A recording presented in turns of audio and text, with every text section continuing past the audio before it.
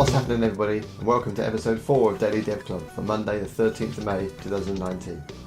Today we're going to hop back on our web analytics project, and we're going to lock it down so that we can configure different apps with their own tokens, and then we use that to make the requests so that other people can't drop our script in and start tracking analytics in our database.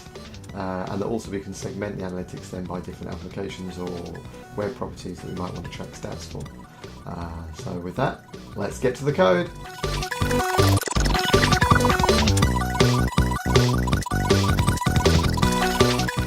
Okay, so let's get started here. So the first thing we need is another table in our app. So we have a table that tracks all the stats at the minute, and now we need a table that's going to let us configure different apps. So let's go back to our Amplify CLI tool, and we can add a new table with the tool itself here. So let's have a look.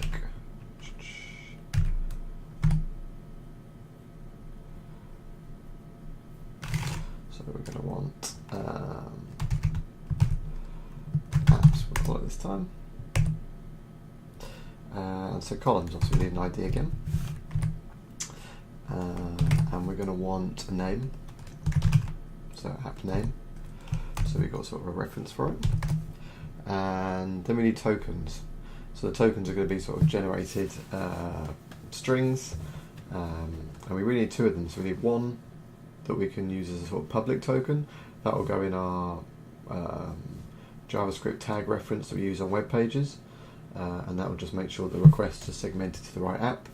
And also with anyone making requests without one of those won't be able to log stuff in the database. But then we also need a private token so that when we move on to what we'll do later in the week, where we have like a front-end app to visualize some of the statistics, we're making API requests to pull that data back. Obviously we don't want to use the same public token because that will be in a web page somewhere that someone could look at and then use to pull out your website analytics. So we then need a private token for those API requests. So let's set up public token and private token. So we'll generate two different ones, and then we'll add a date just so we know when we created the app. And I think that'll do us. Partition key is going to be the ID. Sort key is going to be the created date.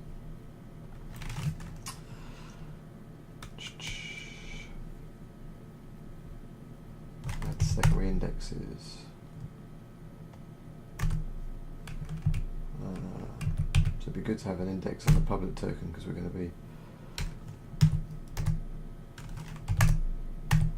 the private token because we're going to be doing queries on those to pull those out. So let's try that.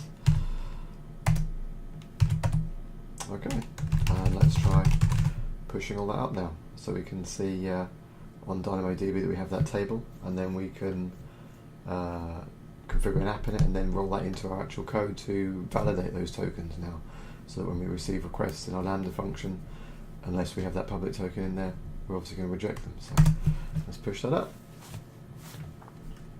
You can see here now on the sort of summary of what it's going to do, we have our existing resources, we have this new resource, Toke apps storage table it's going to create.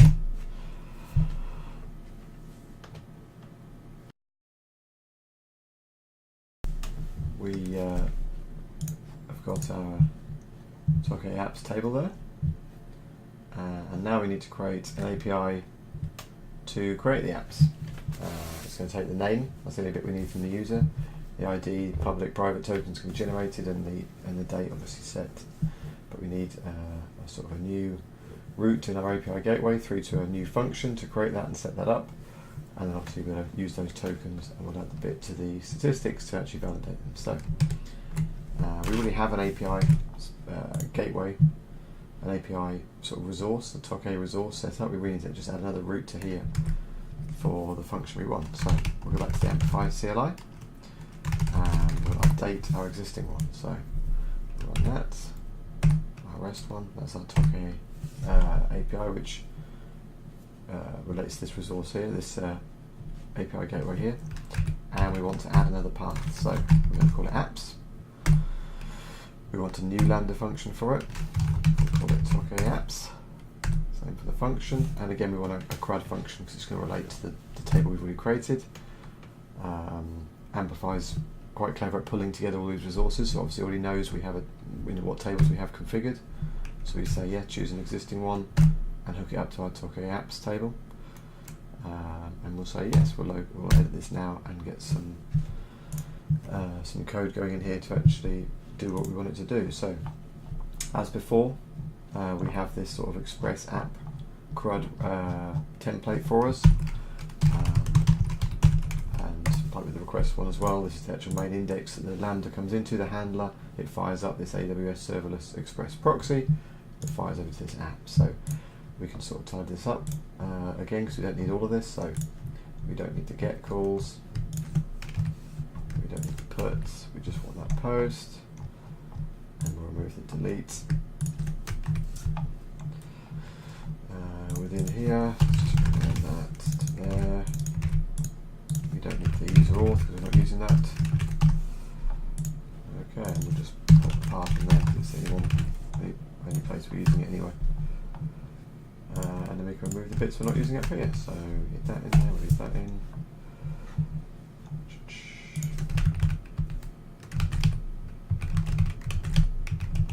Yeah, remove all that. Okay. So now we have our single call that we need, which is a post into the apps endpoint in our gateway. It's already configured the table name and things for us. So now we just need to configure what we actually want in the body of it. So we know that the name is coming in. Take that from the body.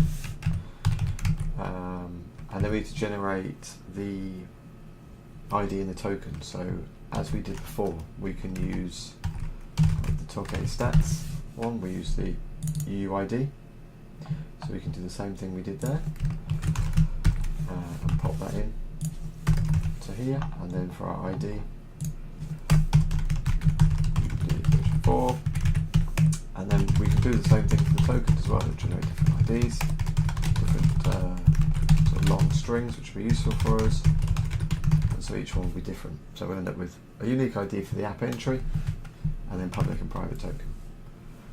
We could potentially use the ID as the public token or something like that, but we'll keep it separate just to give us a bit more flexibility in terms of referencing, and also make it really crystal clear that this is the one we're going to use when we're dropping our stats script into public web pages to track the stats, and then this one's going to be used for API requests to pull out the stats, the private stuff.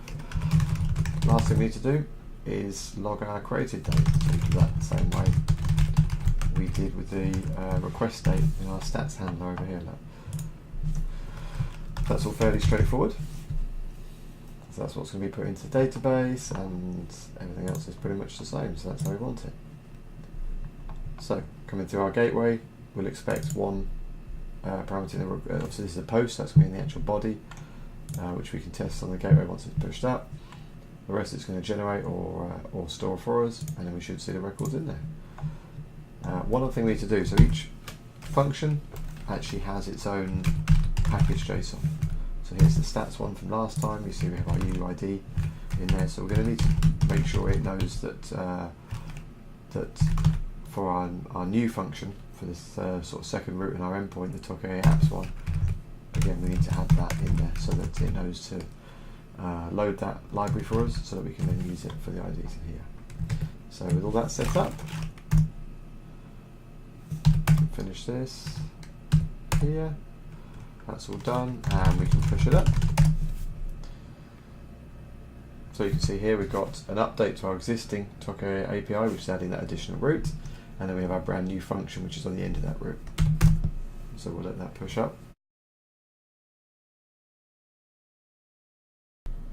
Okay, so that's pushed up now. We can take a look in here, API Gateway. We've got our apps resource now, which maps through to our apps Lambda function. So we can give this a test. That needs to be a HTTP post. We can post in JSON, so we set a header. Make sure it knows to pass the body as JSON, and then we'll pass through the parameter we need, which is the name. Everything else gets generated for us, but the name is coming through now in the request body like that. We hit test, And we can see here post call succeeds, which is coming from there. Let's have a look in DynamoDB. And we can see our records in there. We've got generated IDs and we've got the name. If we run it again, test, post calls succeed, and there we have it. So that's coming through nicely. So now we have a way to add our apps. We've got our tokens. Now we're going to want to use this public token.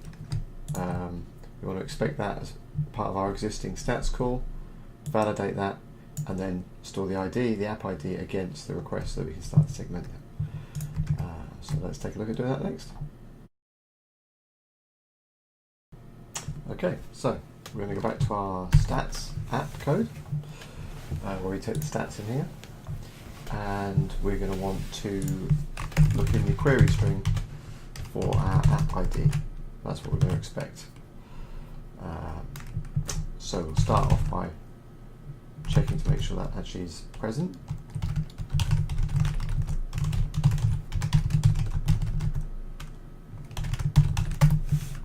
If it isn't, we're going to return an error, like we do if the database update doesn't work. Just put that in here.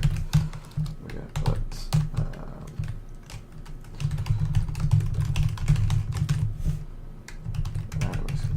and then assuming we do have that, we can move on with the bulk of what we wanted to do. So with that checked, what we now need to do is actually make a DynamoDB query to our apps table.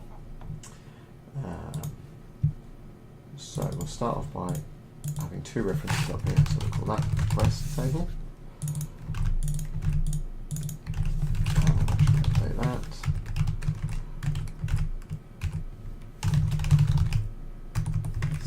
We'll add a new reference then for our apps table. And we'll just do the same thing here.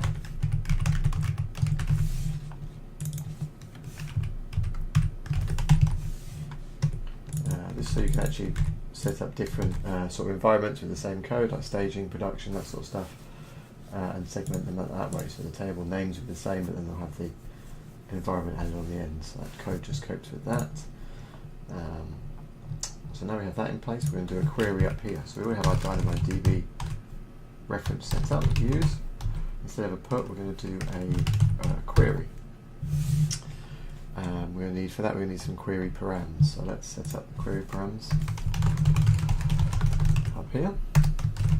We start with the table name, which is our apps table. And then we use what's called key conditions. So this is telling it what to query on, basically. We're going to query on our ID, and we set the comparison operator to equals, because we're looking to just find something that find a record with the matching ID, so exactly the same. And then we have to set what's called an attribute value list, and in there we're going to pop our app ID. So these query params, we set the table, we're setting the key we want, we're setting the type of operator, which is just an equals match, an equality match, and then the actual value we're looking for, which comes from here, and we've already validated it should be specified. We can then pass those into our query, and then we obviously, as with all of the DynamoDB calls that we do here, we expect either two arguments back, either an error or data. So the error will be blank if it worked, or if it's set, then we know something went wrong. So we'll do the same here. We've got query error and query data just to avoid clashes. And again, we just want to check that. So if we have an error set there, we know there was some error within the actual query itself. We'll log that out as well and just say I need to find app ID.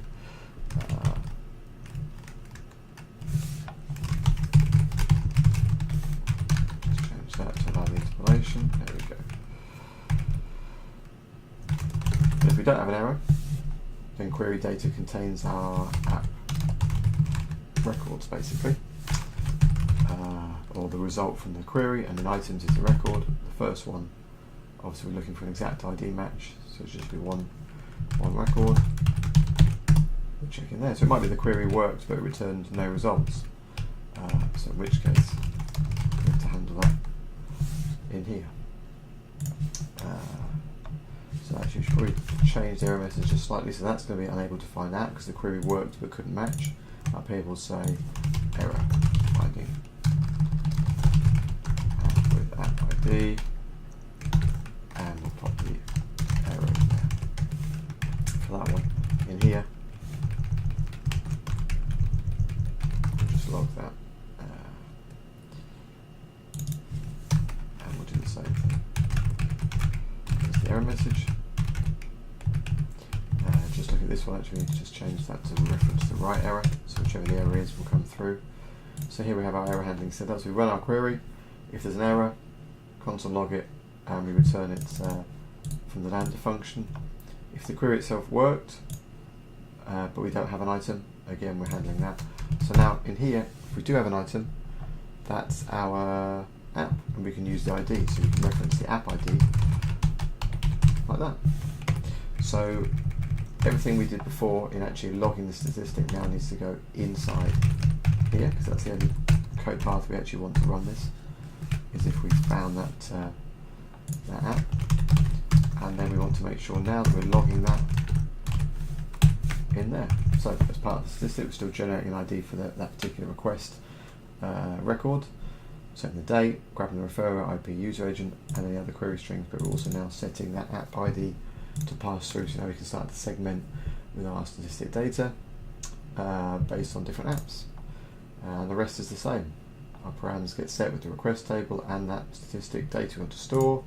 We put it to the DynamoDB, which will hopefully store it if it works, and then we get an error message, handles the error, or will return a response. So let's just continue adding a little bit more useful information here. So in the logs we are able to store statistic,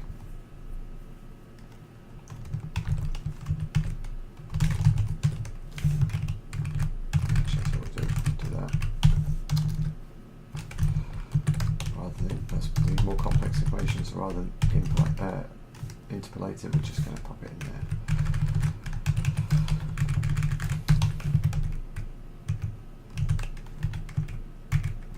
And in here we will just change this to something more useful. Statistic stored. Okay, that should be it. So now we should have validation when we don't send to an app ID, and when we do, it should store it alongside there. So let's push that up.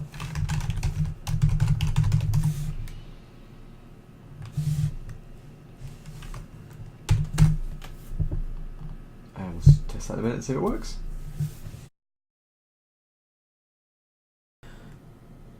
Okay, so that's pushed up to AWS. So we can test our stats call in the API gateway. As we saw in the episodes last week, the referrer and the IP address doesn't come through when we do this, but it'd be good to test our validation like that.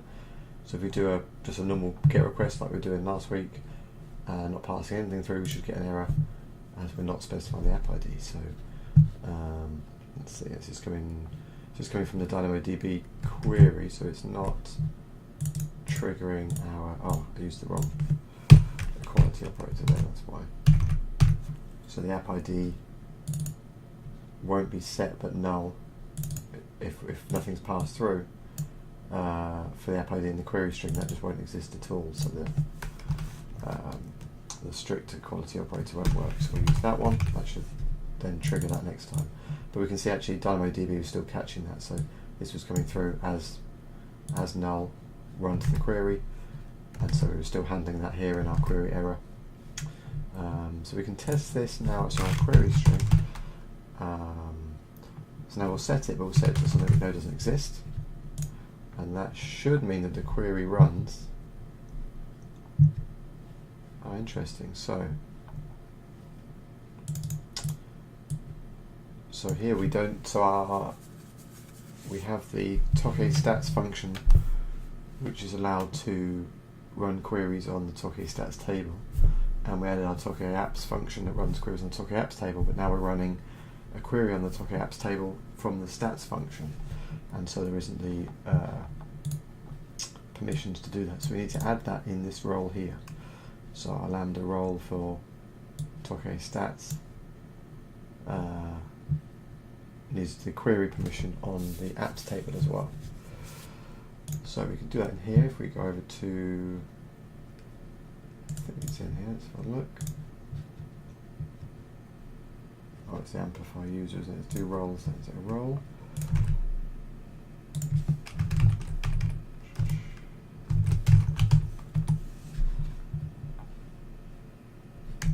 Let's check the IDs on that. So we have our, that's that one. So it's that Lambda role. And it has all these permissions you can see on the requests table, but it also needs access to the apps table. So we can add additional permissions.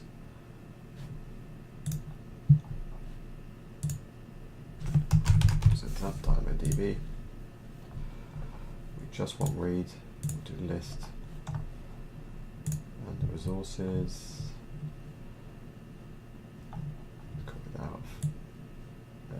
If we go back to DynamoDB and our apps table, there, that's the Amazon resource name.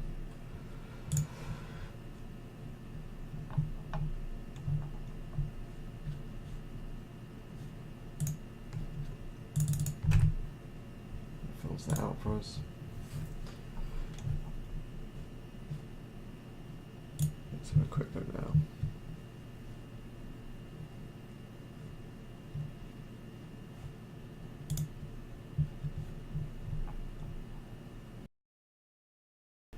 There we have the read and query permissions for DynamoDB added for the apps table as well now for that. So let's go back, try rerunning this and have a look and see if that works now. Good, so now that works, and we can see that our error messaging is working, it's handling, so we know that that app doesn't exist. So the query worked fine. It's got the app ID to query with, we resolved the permissions issue, but it's come back with 0 items because there's no match for it. So that then triggers our error messaging down here. So now if we go to our DynamoDB, go to our apps table, and we'll pick this app, copy that ID, and we'll try making a query with that one. And now we can see statistics stored. And there's the statistics stored, so like I say, the IP in the referrer doesn't come through, as we know that doesn't work from the API gateway test, but the app ID is being stored. So now we go through to here, check our tables, our requests table, and you can see in there with our app ID it's stored. Let's give that a test here then. So this is the web page we set up last week with a reference in there to the stats call. Let's give that a refresh. So that should fail again. So give us a 200, but I'm guessing that shouldn't have put anything in the database. So when we reference that now, we need to include that in our call. So where we have this here, we need to now make sure we have a query string, app ID, and that we put a valid app ID in there. And then that should go back to functioning as it did last week. So let's have a quick look. Add in here. Brilliant. So we can see now that works. The app IDs come through. Obviously the validation is passed, and it's logging the user agent and URL and IP like we had last week. So that works. Okay, so the last little finishing touch we'll put on this is going back to the app API. Obviously when we do create a new app, we get our post call succeed. I've actually changed that to the next time we push up, that'll be a bit more useful. App created, but we don't get the data back. So if we create an app, we don't get the tokens back. You'd have to go into the DynamoDB database to have a look at it. So it might be useful if we actually return the tokens in that request. So obviously if you're building something to like a front end to create the apps, you could then display the tokens to the user to say this is the public token to use for the web tracking and this is the private token that will then get stored and used in front end sort of displays and charts and graphs. So let's do that, and then we can also take the chance as well just to validate. So at the minute, if you don't put a name in, if you put in a blank,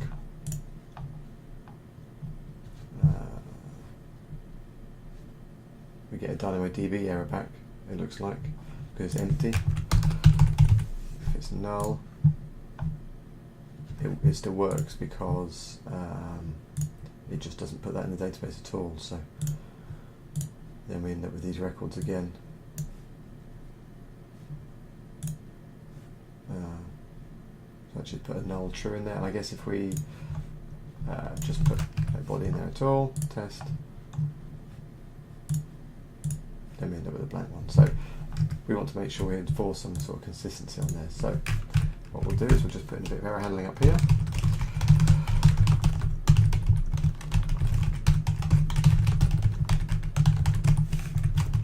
And light error there, and everything else will happen as it did before. And we'll pop that in here. And that error is going to be no name specified for new app.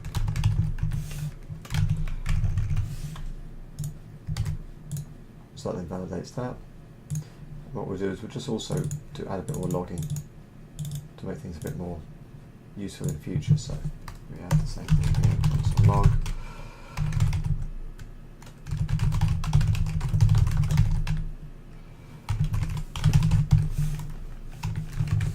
And we'll do the same thing down here.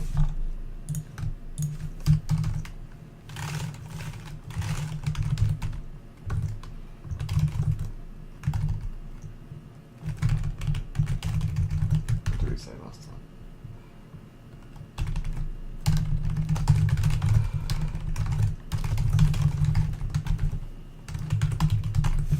Error.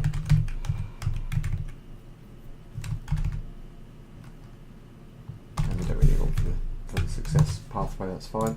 So we have a bit more better logging there, we have better validation, which is good. That's handy. So now we need to return our item as part of the success pathway. So if we take that, put that in there, put this in its own variable that's been passed through still, and then on our success pathway we can return that, a bit like we do already here. Look, with the statistic it returns the data we're putting in, so we can do that here. And then that way, when we run this, we'll have an additional key on here with the app and the data, and that'll include our generated IDs and tokens for use on the front end. So that looks okay. So let's push that up, and then we'll do a test.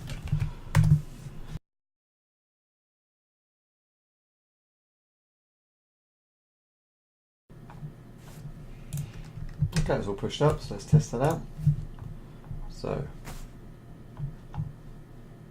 we'll test our app creation here. Some good error handling now, no name specified. So I'll set one and test again. And we can see now we have our app returned, so we've got the tokens return, which is handy. And we just double check, make sure that's definitely all filtered in, and that's in there, which makes it a lot more useful when we come to hook up a front end on it.